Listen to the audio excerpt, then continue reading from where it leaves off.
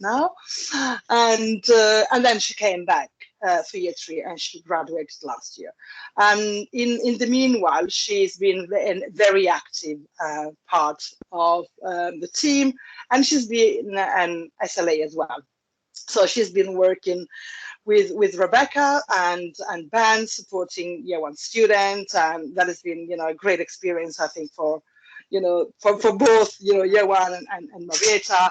And so it's been, she has, let's say, exploited all the opportunities that we have at Middlesex, and it's been really good.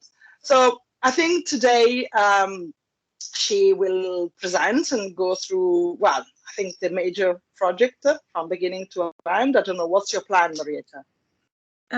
Yeah, just to talk through the project a bit, give a bit of background about the research, and then take them through my drawings and try to explain my design.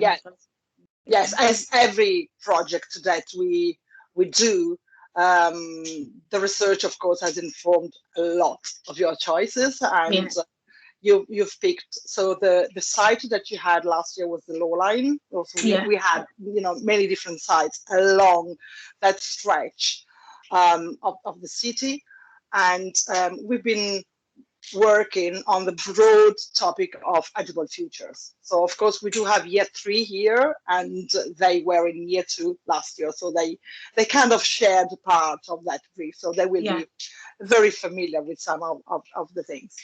Okay, so just a technical thing, because we are in year 3 teams, it means that year 1 and year 2 are not going to be accessing the chart. They're not going to be able to access the chart.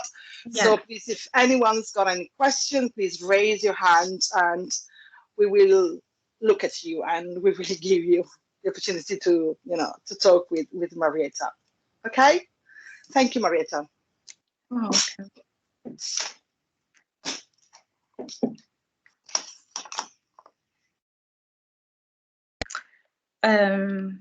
Okay, so I'm going to take you guys through my portfolio, and if you have any questions, just let Francesca know or ask at the end.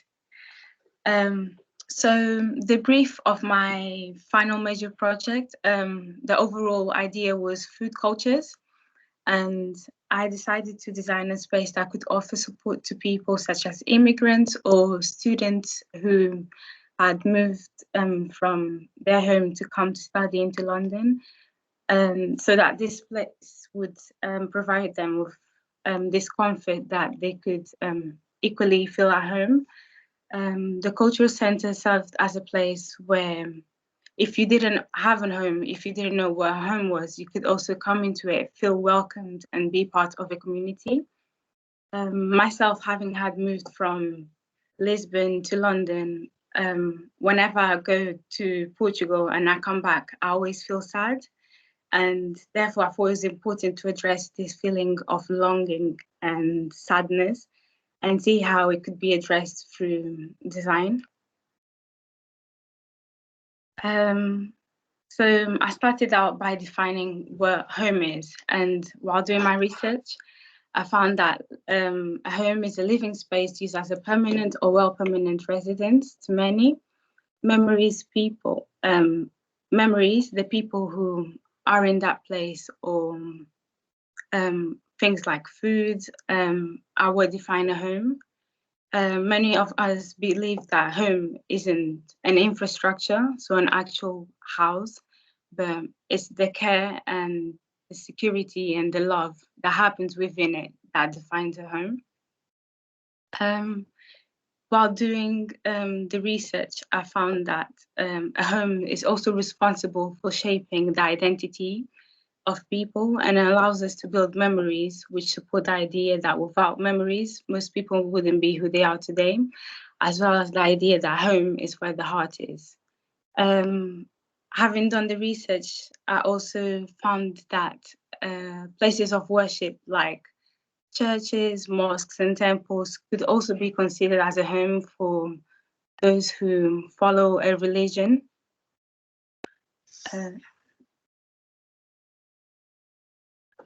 Another aspect that I wanted to address in my project was cultural identity. And I found that cultural identity is frequently connected with linguistic identity, hence establishing that language and culture can feel like home and create a protected space for an individual. However, when the individual is forced to change environments where the culture and the language also change, the sense of culture and comfort, they can no longer be present. And this, as a consequence, can lead to identity crisis. Also, for people who their grandparents immigrated to London, they might have a completely upbringing and be more disconnected to the culture that their grandparents associated with. So by creating this cultural center, I wanted to solve this idea of identity crisis and help individuals who didn't know much about their past and to reconnect with it.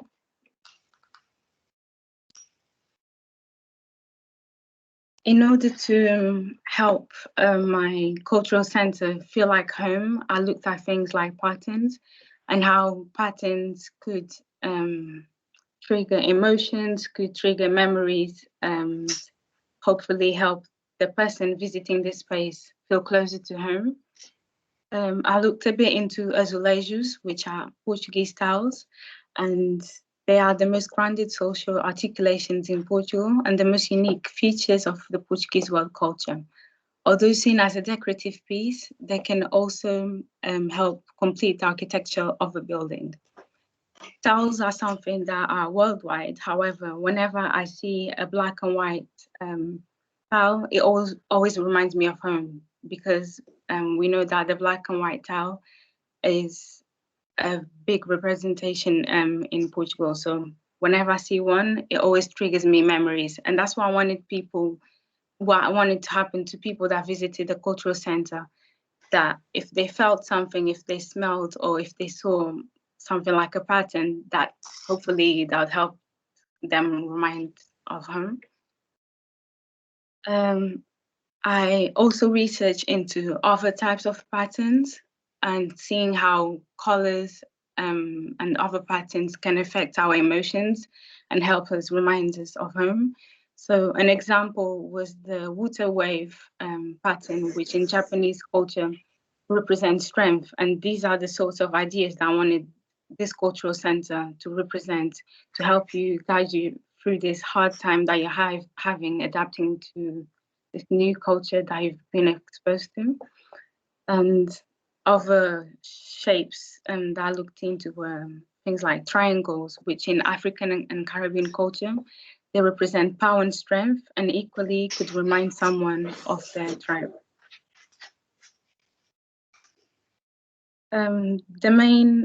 The most important thing in this project, because it was food cultures, obviously had to do food, had to have food involved, and a lot of us to connect with home through a meal. We all have that meal that reminds us of home, that when we eat, we get memories, we trigger emotions. So I have foods in my space in the form of food market and in the form of in the communal kitchen. So doing research, I just looked into a few markets that we have around London, like Camden Market and Borough Market, seeing what they sell there, seeing how it's displayed, and seeing how I could integrate a market into my space. Because markets don't have a set route that we have to travel through, that we have to follow, sometimes we may miss ingredients, we may miss produce. So in my project, what I have instead is a vertical market, and it's through that vertical market that you travel through the building. And that way you'd be able to travel through the market without missing anything, but also learn about new things, new ingredients that you might have not seen before. The community kitchen in many societies around the globe, food is significantly more than physical endurance. Sharing food can be numerous things: sentimental, sustaining, network building, and about celebration. English priests in the 16th century would cook together as a major aspect in their day-to-day customs. For Sikhs all throughout the world, cooking together in huge kitchens is a piece of sanctuary life.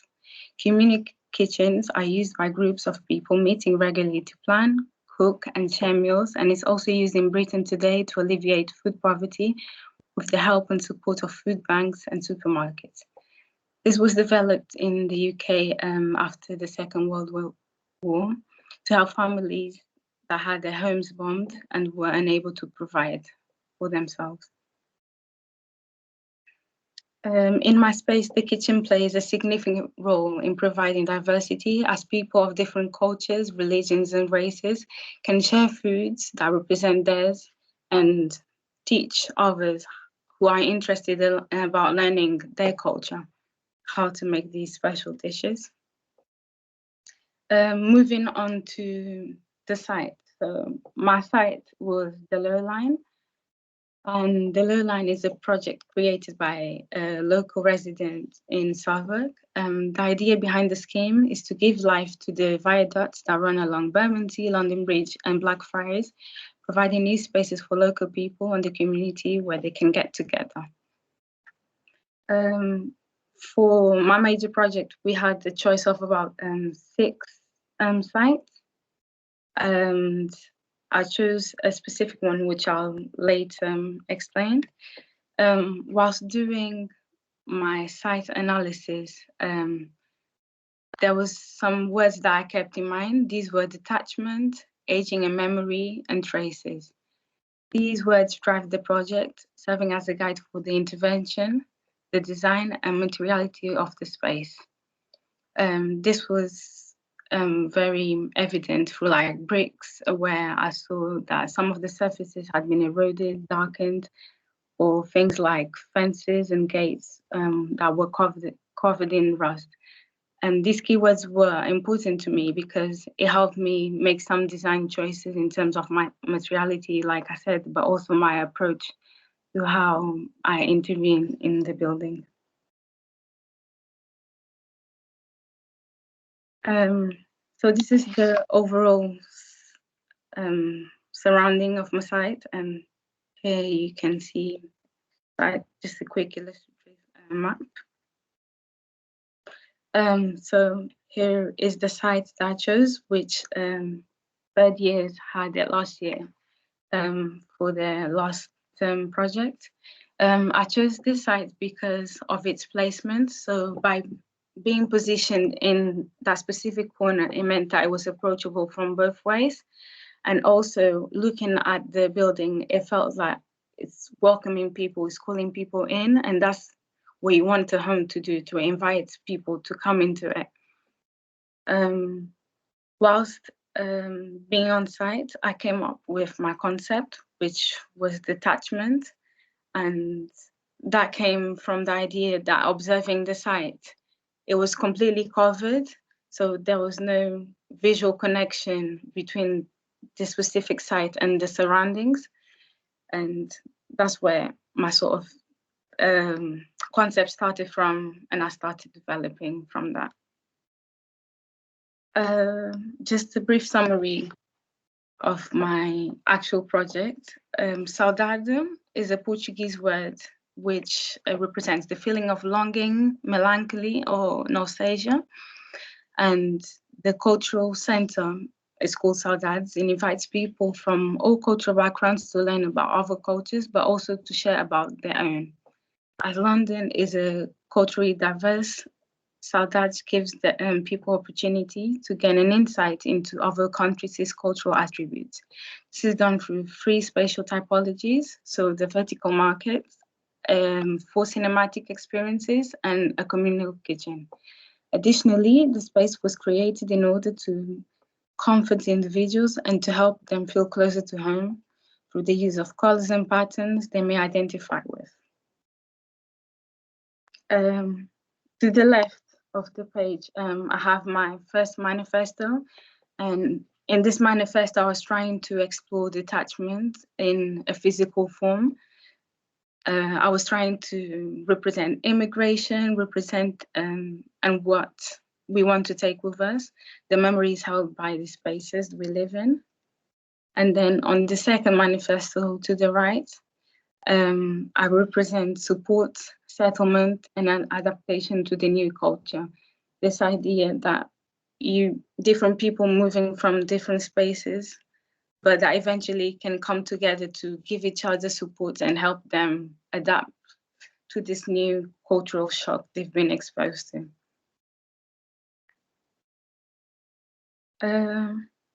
Moving on to the concept. So as I mentioned before, my concept was detachment, and to approach, to try to decide how I was going to start this project, I took small models of my building in foam and started to detach different elements. So here you can see I detached the roof, I detached the front facade, detached this tiny bit of structure that was already part of the building and already felt detached, and detaching the internal circulation and seeing how I could work with it. What I decided to go for is a detachment of a facade. So I developed further by creating these models, detaching the ground floor, detaching the side wall, which also felt detached when I was on site, as there was no windows, there was no connection between that wall and the neighboring building. And so the ultimate detachments that I decided to go for were these two, the ground floor and the side wall. And here is just a quick diagram, a playful diagram where I use eating utensils, since my project is about food, trying to keep that same language throughout the portfolio.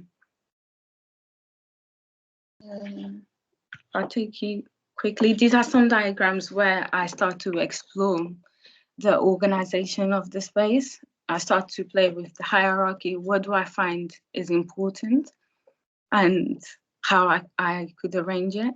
So for me, the communal kitchen and the market were the most important. So I kept the market in the center of the building running. And I kept the cinemas running on the side of the building, and then the kitchen on the ground floor. Yes, the kitchen is one of the most important things, but for me, it made most sense to keep it on the basement floor because it allowed people coming by to look down into the kitchen, which you'll later see after. Here, I'm just showing how I try to further develop the organization of the space. So using the existing grid of the building, I started plotting the cinemas and seeing how I could then reposition them. I could try to link it more to my concept. And yeah, moving to the next page. So to the final bit. I did a few axonometric drawings, which I used as my storyboard, because through them you can navigate the space, you can understand how people travel through the space. On the left axonometric, I'm showing the main access into the building. So it's this spiral staircase, and I kept it specifically next to this detached wall because I wanted to represent this process as you travel through the building, a similar process to the one that when you come into a country is a bit difficult to start with. Sometimes you don't have any help, but then as you start to travel down the building, you start to meet new people, you start to merge more into the culture and get more support from these people that you have met. So the main entrance is the green staircase that takes you all the way to the top of the building. And then you start to make your way down the building through the staircase, which is actually the vertical market. So as you come down the building, you start picking the ingredients that you want. I don't know, to make a dish that reminds you of home, or maybe to make a dish about another culture that you want to try. So here I'm just showing the roof and the kitchen, and the rooftop. I have people from the local community and volunteers planting fruits and vegetables that are to be consumed by the people in the cultural center. And in the basement, just the kitchen.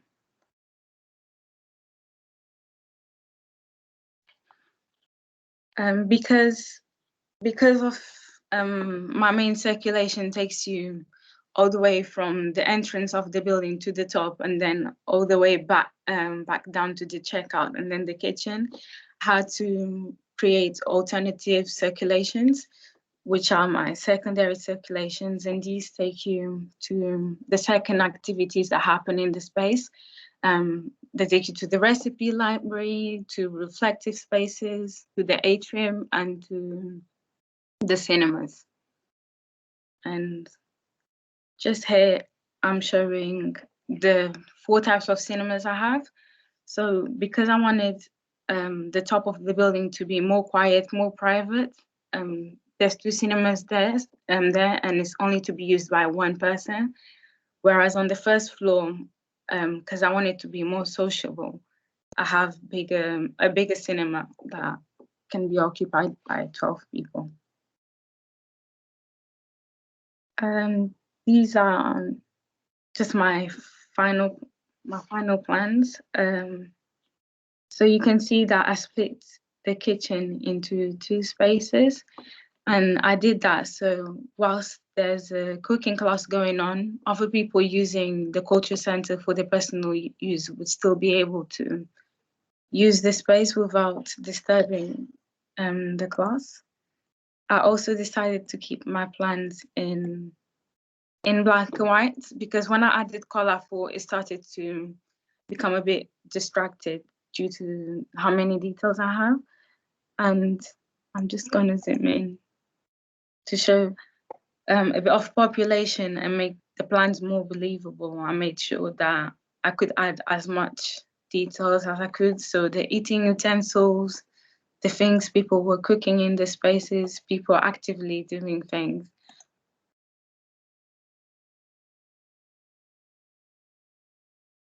Okay.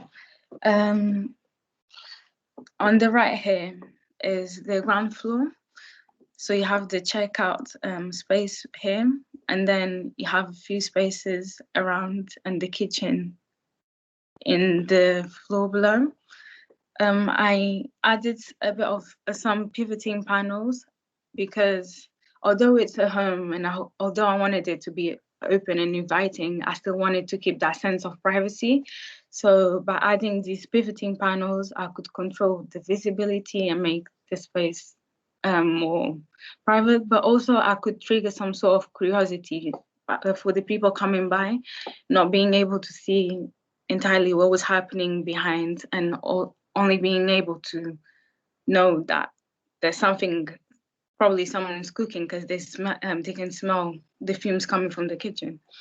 I also use the pivoting panels as an opportunity to create spaces for people quickly grabbing a sandwich at the market to sit down, but also by having the kitchen ceiling open, it meant that these people who were sat here and they could look down and hopefully be engaged and want to visit the center again, this time to feel part of the community.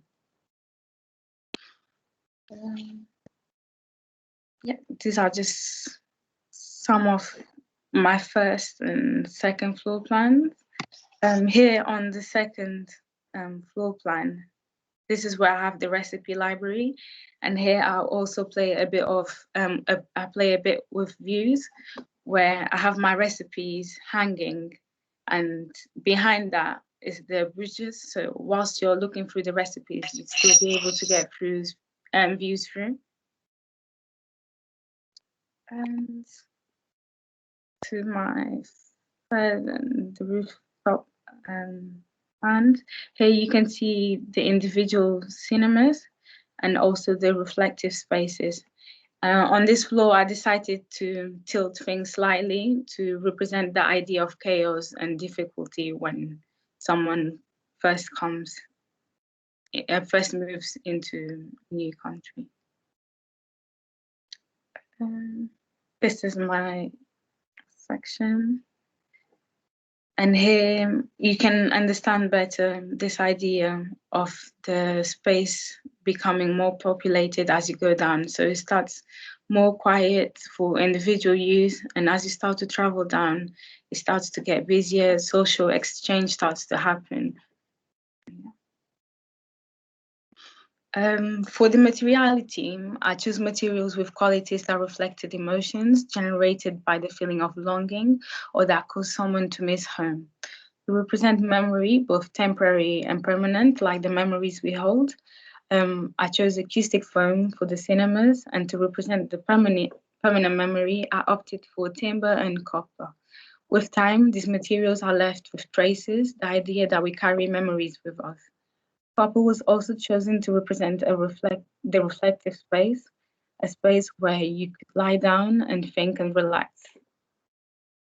To add warmth to the center, hopefully make it more cozy and feel it like home, I used materials like carpet and acoustic fabric-lined panels were added. These were shaped in the shapes that remind other people of home, hopefully to trigger those feelings I was trying to trigger.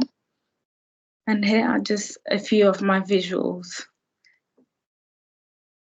You can see here the reference of the Japanese water wave preference that I had done, and the Portuguese pavement floors that I spoke about.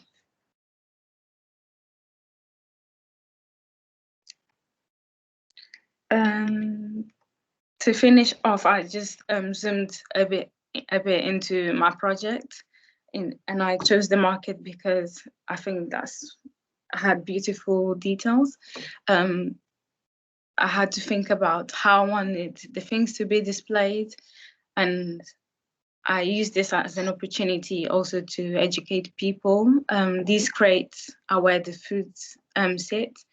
These are never in the same place, so to represent this idea of temporary memories.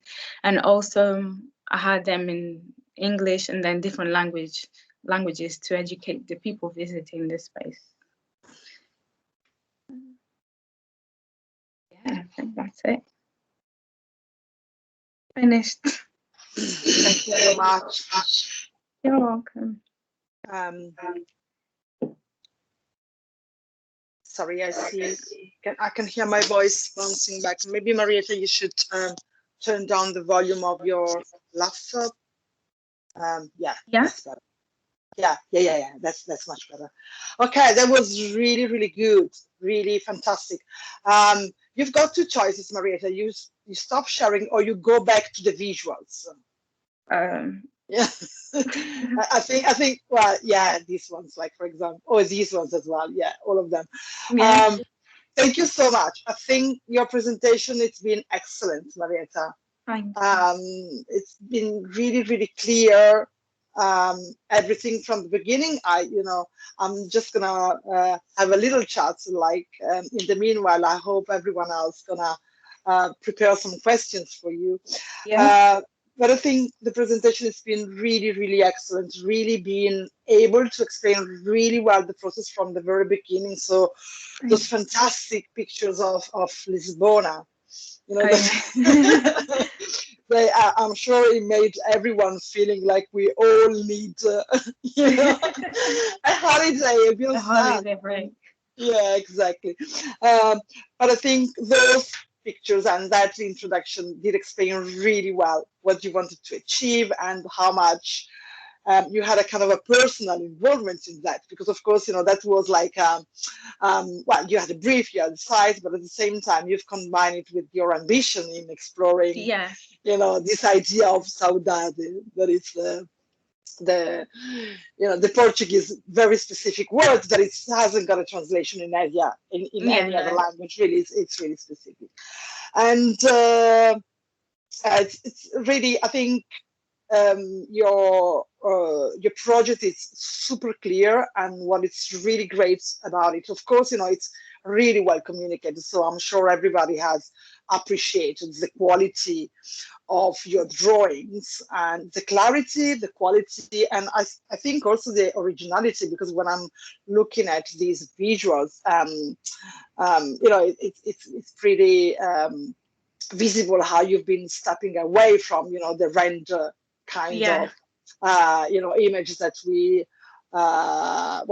we always encourage you to do and to explore something more. But it feels like everything makes so much sense. It's so much connected, and even all those ideas that you've been explored about, belongings and the memory and saudade and all this, really it's super well reflected in the layout and how the building works. And that's when, your project gets really, really strong. So you've got these kind of elements, the kitchen that is at the bottom, because in a way, our edible future was like the load bearing foundation. And then you've got this kind of, vertical market, as you said, that you can reach just from the top. So you enter into the building and you just go from the top, and then you come down into the foundation. So it's like a really traveling, it's kind of an interior travel, not just like as a space, but like as interiority as well. Yeah. So I think that was all excellent. So, okay, so maybe we do have already, Rebecca's got a question, but now, so Rebecca, you can go with your question first. Hi, Marieta, fantastic to hear you present this project. Was really wonderful. What really came across very strong was your storytelling, from your initial sort of response to site and your personal involvement within that. It's clearly a very ambitious project because of the many sort of complex layers of sort of interpretation, not only spatially, but also within that narrative. I think for the first year students who are with us today, could you sort of maybe, I think often for students, it's quite difficult to maintain focus on what the storytelling is. Was there anything that enabled you to keep focused throughout? Because obviously there's a vast quantity of work here, and it's over a long period of time, and you're juggling many different aspects in terms of the circulation, the materiality, the emotional content in terms of the memories.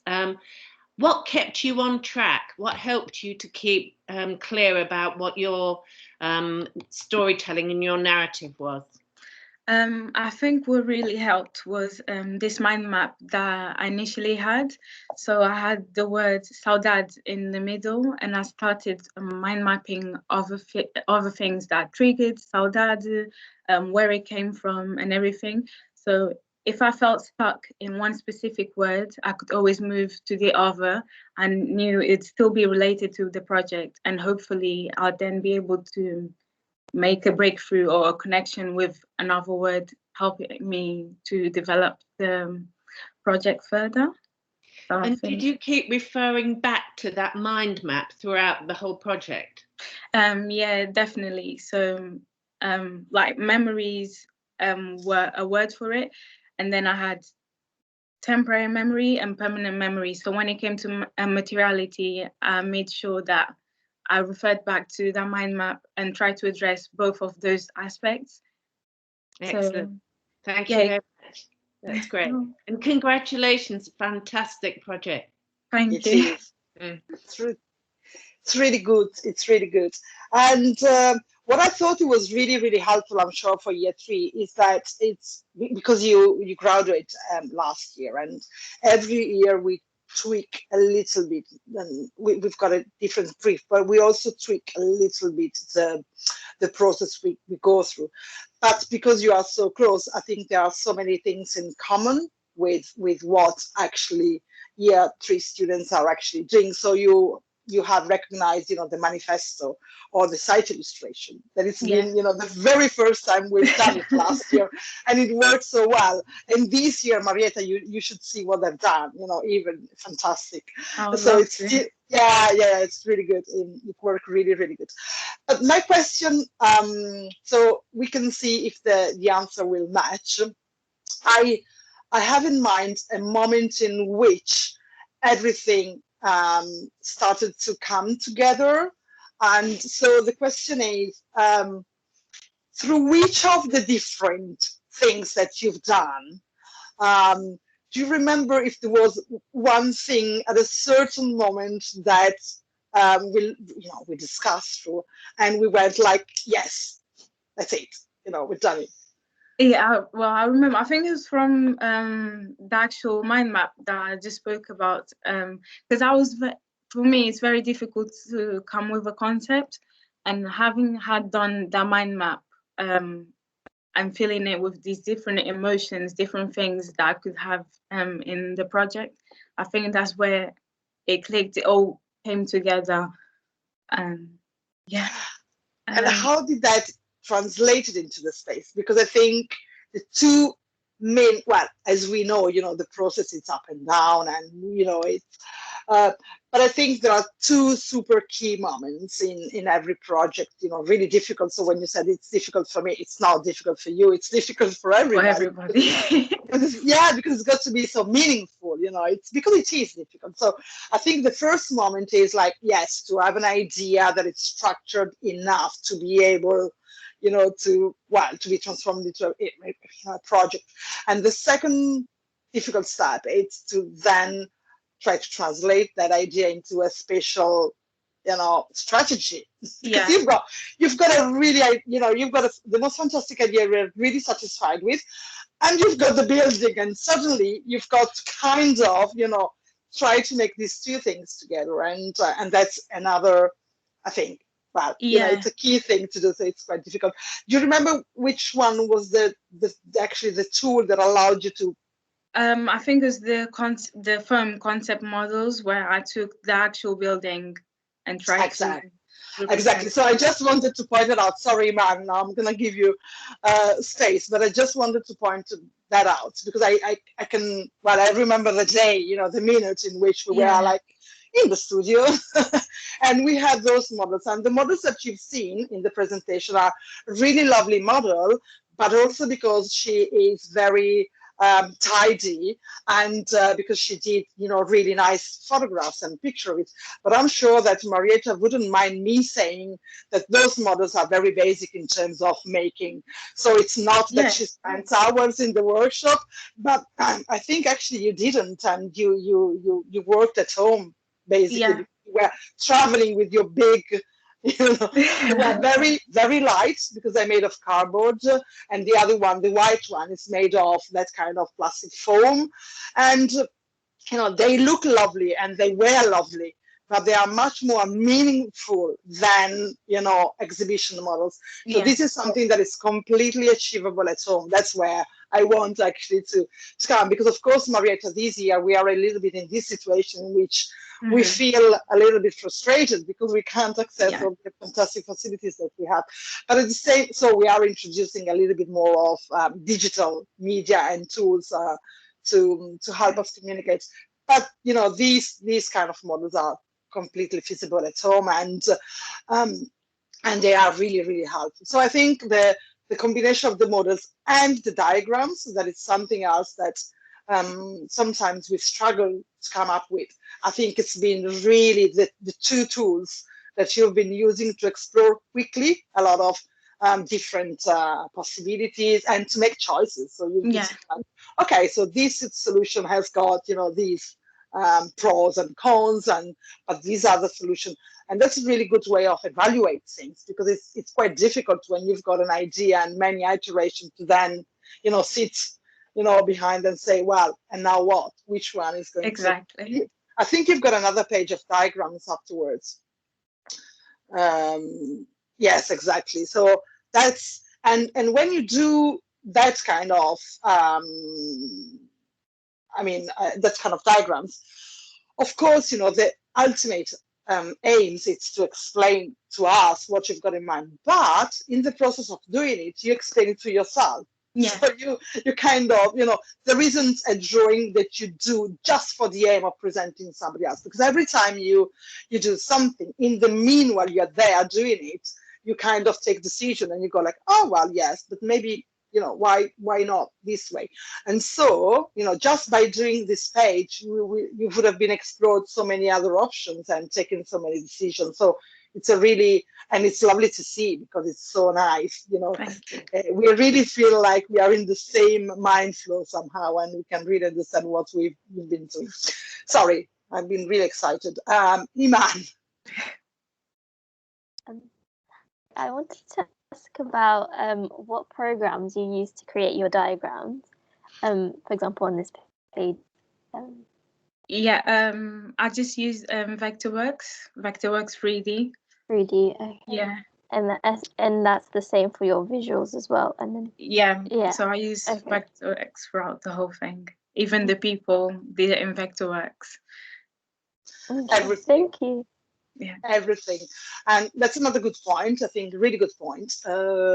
Because what is really important, we always say that you are very welcome to use whatever, whatever software you think it's the one you like. And Marieta, she's a Vectorworks girl, surely. But it doesn't really matter which software you're going to go with. It's not that you can get to some outcomes with Vectorworks and you cannot get to the same outcomes with something else. But what is really important for you is to have an idea on how this software works and plan everything ahead. So the clever thing here is, of course, that she's got one 3D model. It's not just she kept on doing 25,000 different drawings, one in Photoshop and the other one using Illustrator and then import and exported. But of course, most of the thing it's been doing in Vectorworks, and then she's been using pretty much the same, let's say, material across. So she's got a model, she's got the diagrams, and then of course, all the fantastic visual that you've seen and everything else. So it's a matter of being efficient on one side. So it makes your work considerably more efficient in terms of time investments.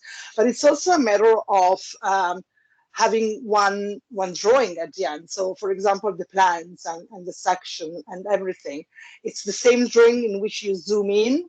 So it's not that you can't keep on kind of copying things across, because you will end up having 25 drawings that will never match, because you will never remember to update everything every time you decide to move one thing.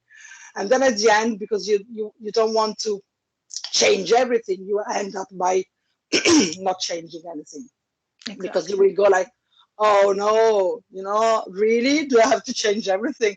But it's not a matter of changing, it's a matter of always keep on going. But you've got to plan it ahead and make sure that, the way you work, it's an efficient and professional way.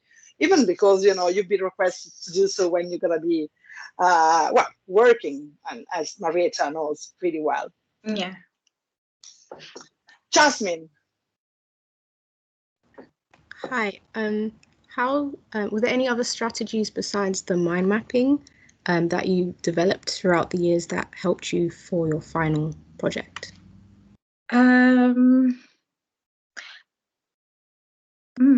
That's a good question.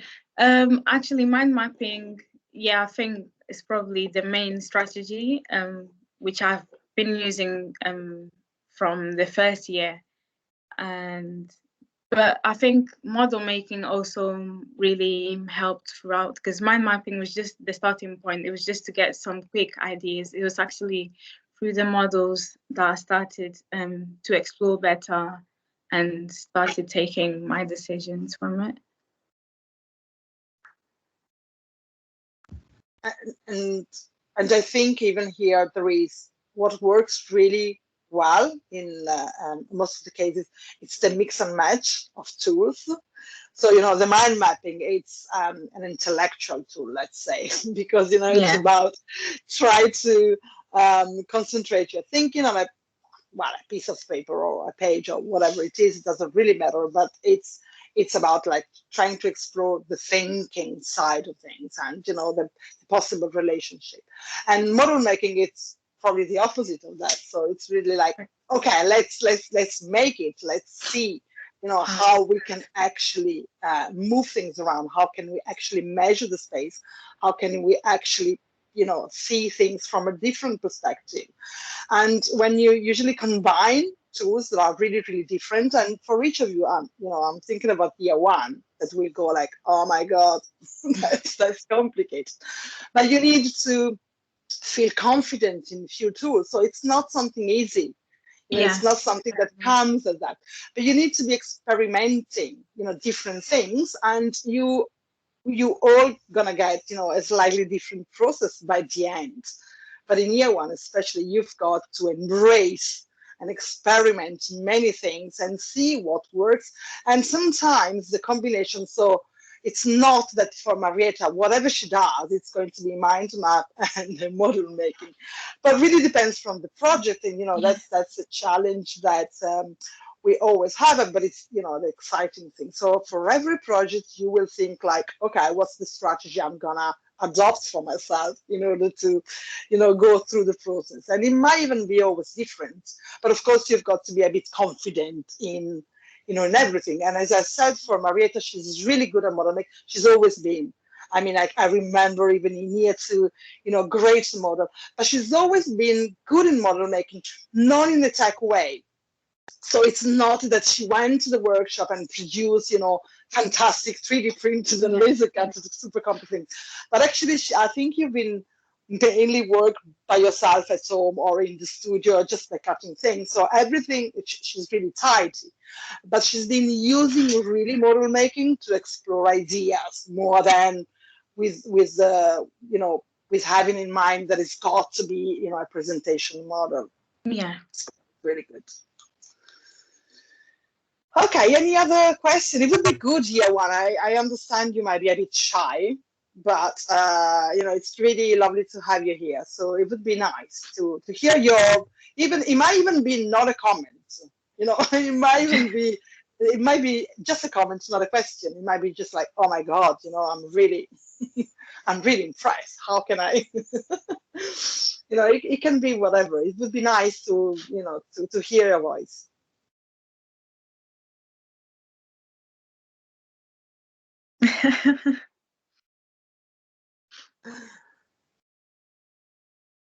Come on, we've got 38 people online. So while you think about it. And there's one. Oh, there is one. She's Portuguese. I cannot see it. Oh. It's Michaela? Michaela, yes, she is. Hi. So I just wanted to say congratulations. And as a Portuguese, it was lovely to see the concept of saudade and how you explored that through all the phases of the project. It was really lovely. So congratulations. Thank you so much. So for year three, you've got in general, you've got in files, you've got a folder that is called portfolio exemplars, and amongst the many others, you can find Marieta. So if you want, to have a closer look to everything, you are very welcome to do that. And in the meanwhile, if just waiting for anyone else to come up with anything. I'm looking at the calendar now, and what do we have? Well, we have next Thursday, we've got another one, and it's Ozra, and she graduated 2 years ago, and then she went on to an MA on the Royal College of Art, so she will join us. And in a couple of weeks, we're going to have others. Next Monday, we've got a brief launch for year two, and we will have Savile Page in the afternoon at 2 o'clock giving a speech. And Savile Page, so the brief for year two is going to be around, so the topic is going to be the workplace and workspace. And Savile, it's one of the most important designers, architects, and thinkers. She's been working for everybody you can possibly think of, but she's been working a lot with Vitra, the Vitra, museum, Vitra offices, and she's been doing things for Microsoft and many of the really big firms. But she's been one of the thinkers really who did kind of start thinking how the workplace could have been changed around since probably the end of the 80s. So she's got a long experience, and it's really would be really nice for you to join if you are interested. So it's Monday at 2:00 in the afternoon, and we will circulate the link if anyone's got time to join. In the meanwhile, we've got Rebecca. Hi, it was just a little quick question, because I think this was such a valuable presentation in terms of everything, the ethos that sort of Middlesex is about. Whereabouts will these recordings be, so that students that might have missed it, or students that want to go back over it, where will they be placed, Francesca, so that... Yes, I can circulate the link with you, because of course they will be naturally placed here in the year 3 studio. Yeah. But I will make sure to share the link with everyone else, so you can. I think that would be fabulous, because I think in so many ways it sums up everything that we're about at Middlesex, but at the core of it is you as an individual, Marieta.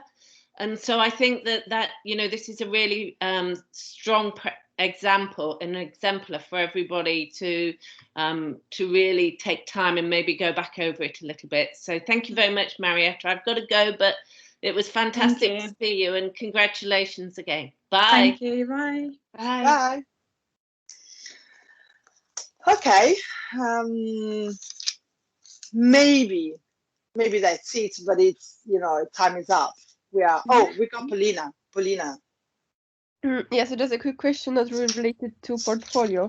So after the graduation, like, what are your plans now? Like, how you've been doing for the past year? Of course, you've been hard, but definitely you are focused on finding.